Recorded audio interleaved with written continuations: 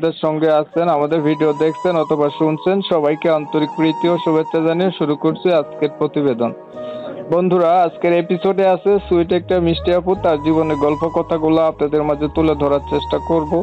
আপনাদের হাতে যদি সময় থাকে ভিডিওটা না টেনে দেখেন, বুঝতে পারবেন আপুটির প্রতিবেদনে আসার কারণ সম্পর্কে আপনারা জানতে পারবেন। কথা না বাড়িয়ে পরিচয় করে দিচ্ছি। আসসালামু আলাইকুম। ওয়ালাইকুম আসসালাম। আসসালামু আলাইকুম। ওয়ালাইকুম আসসালাম। কেমন আছেন আপনি? ভালো আছেন? এই তো আছি মোটামুটি। তো ভালো আছেন, ভালো থাকবেন, ভালো থাকাই কামনা করি। তবে শুনতে চাচ্ছি, এই যে আপনি প্রতিবেদনে আসবেন কয়েকদিন ধরে বলছিলেন, আসলে কেন আপনি প্রতিবেদন করতে চাইলেন? প্রতিবেদনের পথটা বেছে নিলেন কেন বলেন?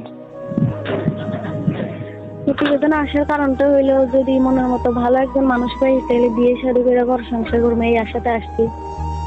মনের মতো মানুষ পাইলে বিয়ে শাদী করে ঘর সংসার করবেন, এটার জন্যই প্রতিবেদনে আসছেন।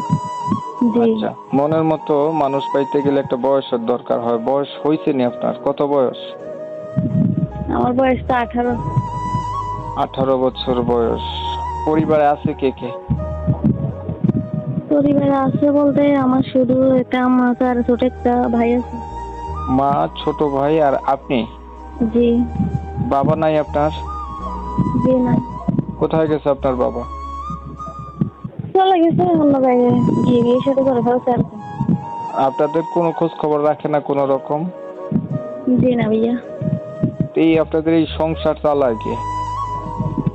এই কোনো রকম টুকটাক আমি সেলাই মেশিনে কাজ করি, তারপর মানুষের বাসায় কাজ কাম করে চালাই আর কি। আপনার বিয়ে হয় নাই আগে? জি না।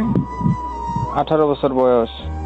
বিয়ে হইলে গিয়ে প্রতিবেদন আসতাম মনে মানুষের জন্য।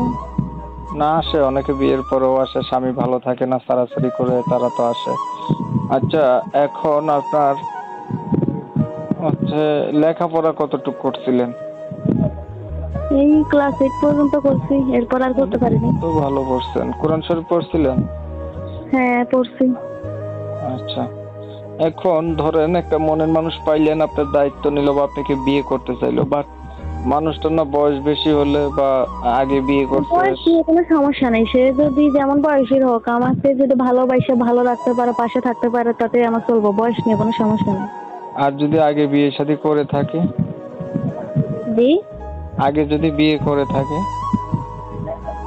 আপনার কথা বোঝা যায় না। ধরেন আগে বিয়ে করছে, বউ নাই, বউ মারা গেছে বা বউ ছাড়াছাড়ি করে দিছে, এমন মানুষ হলে বিয়ে করবেন? সে যদি খাওয়াইতে পারে সে সাইডে বিয়ে করুক না, তাতে আমার সমস্যা নেই। ছবি যেটা পাঠাইছেন এটা আপনার? হুম। চেহারা ছবি তো ভালো আছে। আচ্ছা ঠিক আছে, আপনি ভালো থাকবেন, আপনার বিষয়টা আমি ক্লিয়ার করে দিচ্ছি।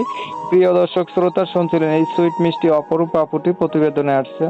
তার একটা ভালো মানুষের দরকার। বলে রাখা ভালো, তার হচ্ছে বাবা থাকতেও নাই, যেমন তার বাবা বিয়ে করে চলে গেছে অনেক আগে, তাদের কোনো খোঁজ খবর রাখে না। মাকে নিয়ে, ছোট একটা বোনকে নিয়ে থাকে, না না ভাই, ভাই।